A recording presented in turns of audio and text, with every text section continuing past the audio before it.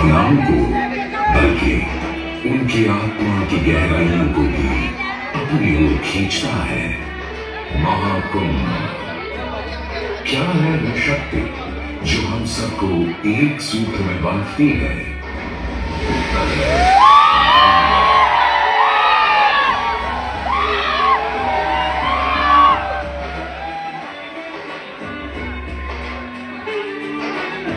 किंतु गंगा क्यों? क्योंकि गंगा कोई नदी नहीं है, आस्था की अविरल तरल धारा है गंगा। विश्वासों की वाहिनी, संस्कृतियों की सरिता है गंगा। और इस स्थान पर, इस प्रयागों के राज में श्वेत रंगा गंगा का संगम होता है अपनी दो बहनों श्यामल वर्ण यमुना और अदृश्य सरस्वती से। और इस त्रिवेणी संगम के कारण ही यह जगह इतनी महत्वपूर्ण हो जाती है। गंगा के उद्गम के बारे में जो पौराणिक कथा प्रचलित है वो बड़ी ही रोचक और मनमोहक है। तो आइए क्यों न आज हम आपको गंगा अवतरण की कहानी सुनाएं, दिखाएं।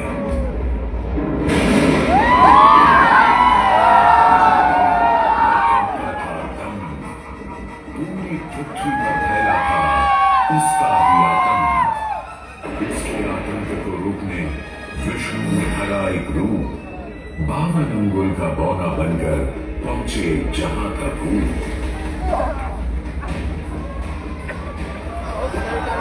सारे पर हंसे, पर बाली ने जब उसे दान मांगने को कहा तो उसने कुटिया बनाने को केवल 3 पग भूमि मांगी।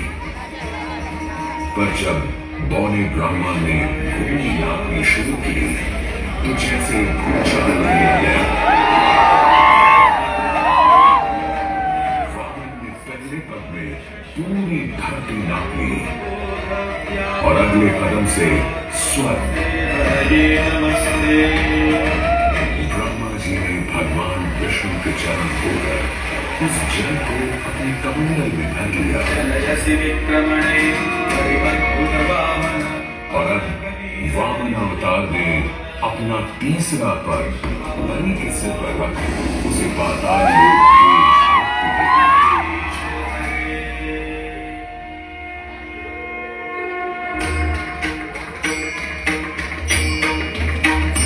अब स्वर्गलोक में भगवान ब्रह्मा जी जब चरणामृत में हाथ डाला तो वहीं से निकल आई चंचल निर्मल धवल गंगा जी। पवित्रा किंतु चंचला, आज से तू मेरी पुत्री और नाम तेरा गंगा।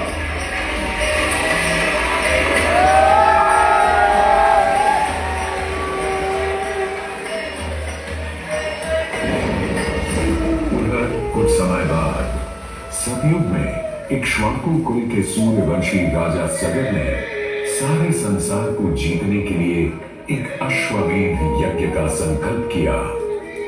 सुने सुने सुने सब सुने, यह चिन्हित पूजित धवल अश्व जहां भी जाएगा वो भूमि राजा सगर की मानी जाएगी। यदि किसी ने इस अश्व को रोका या पकड़ा तो उसे सगर के 60,001 पुत्रों और उनकी लक्षाधिक सेना का सामना करना पड़ेगा।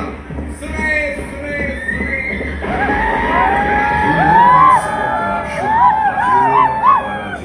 बढ़ता जा रहा था और स्वर्गलोक में बढ़ती जा रही थी देवेंद्र इंद्र की दुविधा। डरकर वो अश्व को रोकने की युक्ति लगाने लगे। राजा सगर के उस घोड़े को चुरा लिया और छल से महर्षि कपिल के आश्रम में बांध दिया। घोड़े को खोजते हुए राजा सगर के 60,000 पुत्र महर्षि कपिल के आश्रम में पहुंचे। वहां घोड़े को बंधा हुआ देख क्रोधित पुत्रों ने कपिल मुनि को घोड़ा चोर समझा और उन्हें अपशब्द कहने लगे। वाचा कुमारों, यदि कपिल ऋषि ने खोली आंख तो तपस की युगाग्नि से जलकर तुम सब हो जाओगे राख।